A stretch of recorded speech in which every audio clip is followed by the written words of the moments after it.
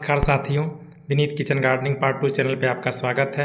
अगर आप मेरे चैनल पे नए आए हैं तो मेरे चैनल को लाइक और सब्सक्राइब जरूर करिए, जिससे कि आगे आने वाली वीडियो के बारे में आपको जानकारी हो सके।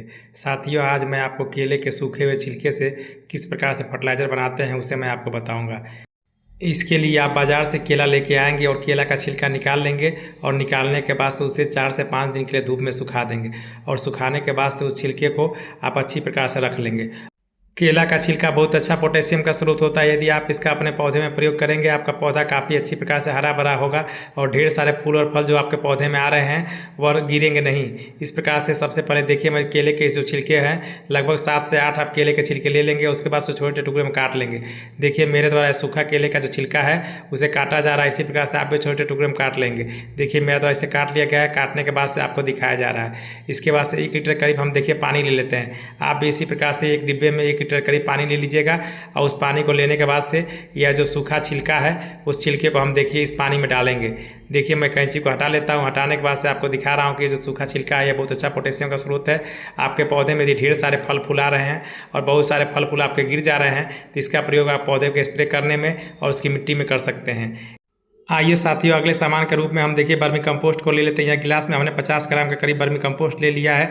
यह काफ़ी अच्छी प्रकार का NPK फर्टिलाइज़र होता है। इसका उपयोग आप अपने पौधे में करेंगे तो आपका पौधा काफ़ी अच्छी प्रकार से बढ़ेगा। उसके बाद से देखिए तीसरे सामान के रूप में हम चाय पत्ती को ले लेते हैं। चाय पत्ती बहुत अच्छी प्रकार नाइट्रोजन का स्रोत होता है। इसे भी आप अपने पौधे में देंगे तो काफ़ी अच्छी प्रकार से आपका पौधा हरा भरा होकर बढ़ेगा। देखिए, इस चाय पत्ती में से मैं 2 चम्मच के करीब चाय पत्ती निकाल के और डाल देता हूँ। यदि घर में आपका उपयोग किया हुआ चाय पत्ती होगा तो आप उसको 2 चम्मच के करीब डालिएगा। यदि बाहर से लाई गई चाय पत्ती होगी जिसका आपने उपयोग नहीं किया है तो उस चाय पत्ती को आप 1 चम्मच के करीब डालिएगा। देखिए, मेरे द्वारा इसकी मात्रा को आपको बताया गया है। उसके बाद से आइए सरसों की खली जो है उसे 50 ग्राम के करीब आप इसमें डाल देंगे। सरसों की खली भी काफ़ी अच्छी प्रकार से NPK का स्रोत होती है और यह NPK आपके पौधे को बहुत अच्छी प्रकार से फल और फूल देने में सहयोग करेगा और आपके फल फूल गिरेंगे नहीं। देखिए साथियों, उसके बाद से हम अच्छी प्रकार से इसे मिला देंगे और देखिए मेरा यह फर्टिलाइज़र है पूरा अच्छी प्रकार से मिल गया है।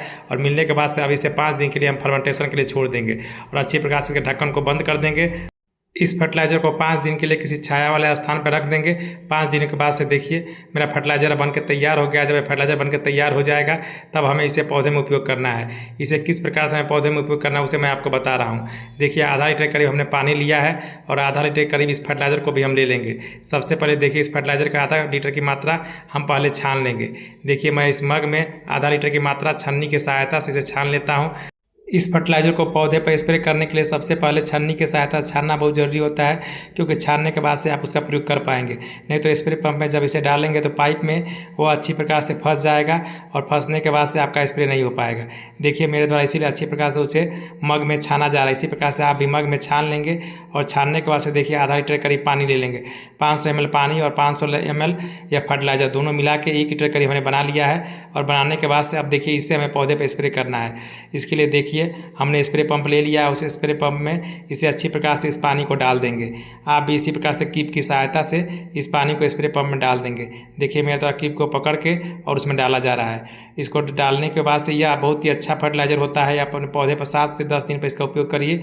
देखिए, आपके पौधे पर काफ़ी सारे फूल फल आएंगे और ढेर सारी मात्रा में आएंगे भी और वो गिरेंगे भी नहीं। इस फर्टिलाइज़र में पोटेशियम बहुत प्रचुर मात्रा में पाया जाता है, जो कि पौधे के फल फूल लाने में सहायक होता है और फल को विकास करने में भी सहायक होता है और आपके फल गिरेंगे नहीं। पोटेशियम की कमी की वजह से आपके ढेर सारे फल गिर जाते हैं। आइए देखिए, मैं इसे अब स्प्रे पंप को कस देता हूँ और कसने के बाद से इसे मैं प्रेशर दे के और उसके बाद से मैं स्प्रे करूँगा। आप भी इसी प्रकार से प्रेशर दे के और स्प्रे कर दीजिए। यदि नॉर्मल पंप होगा तो उसे आप हाथ से ही दे सकते हैं। आइए चलिए, अब मैं देखिए अपने भिंडी के पौधे के पास आपको लेकर चलता हूँ। देखिए, मेरा भिंडी का पौधा कितना हरा भरा है और ढेर सारे फूल और फल दे रहा है। इसकी मैंने 2 से 3 बार हार्वेस्टिंग भी कर ली है। आइए मैं देखिए नेनुआ के पौधे के पास लेके चलता हूँ। उसके पत्ते पर उसके फल फूल पर मैं इसे अच्छी प्रकार से छिड़काव कर देता हूँ। आप भी इसी प्रकार से छिड़काव कर देंगे।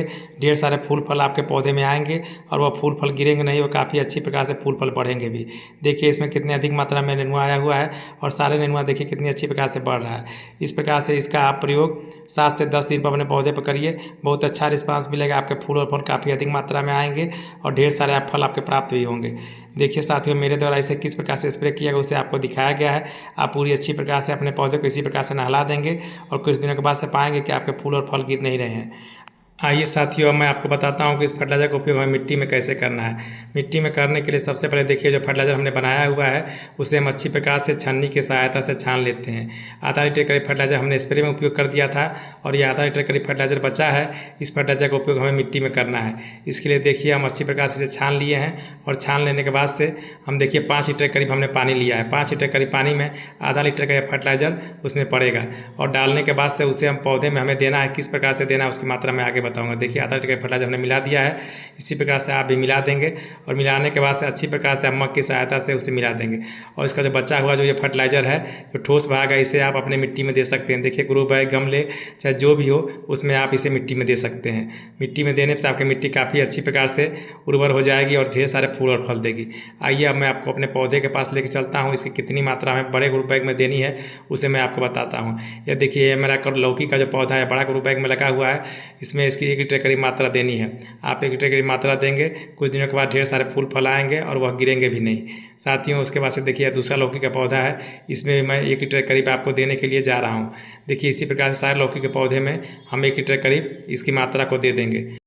आइए साथियों, अब इस फर्टिलाइजर का उपयोग मैं अपने छोटे ग्रो बैग में करने जा रहा हूँ। देखिए, छोटा ग्रो बैग में 12 इंच का ग्रो बैग है। उस ग्रो बैग में हमने बैगन का पौधा लगाया हुआ है। देखिए, बैगन का पौधा काफ़ी अच्छी प्रकार से बढ़ा हुआ है, ढेर सारे फूल फल भी दे रहा है। मैंने बैगन का पौधा 12 इंच के ग्रो बैग में लगाया हुआ है। देखिए, एक ग्रो बैग में हम आधा लीटर करीब फर्टिलाइजर दे देंगे। उसी तरह से देखिए, दूसरे ग्रो बैग में भी आधा लीटर करीब मैं फर्टिलाइजर को दे देता हूँ। इसी प्रकार से सारे ग्रो बैग में मैं आधा लीटर करीब फर्टिलाइजर दे दूँगा। इस फर्टिलाइजर का उपयोग आप अपने पौधे पर 7 से 10 दिन में करिएगा। काफ़ी ढेर सारे फूल फल आएंगे और वे सारे फूल फल आपके पौधे के गिरेंगे नहीं। इस फर्टिलाइजर का उपयोग आप अपने पौधे पर करिए, बहुत अच्छा रिस्पांस मिलेगा। वीडियो देखने के लिए बहुत बहुत धन्यवाद।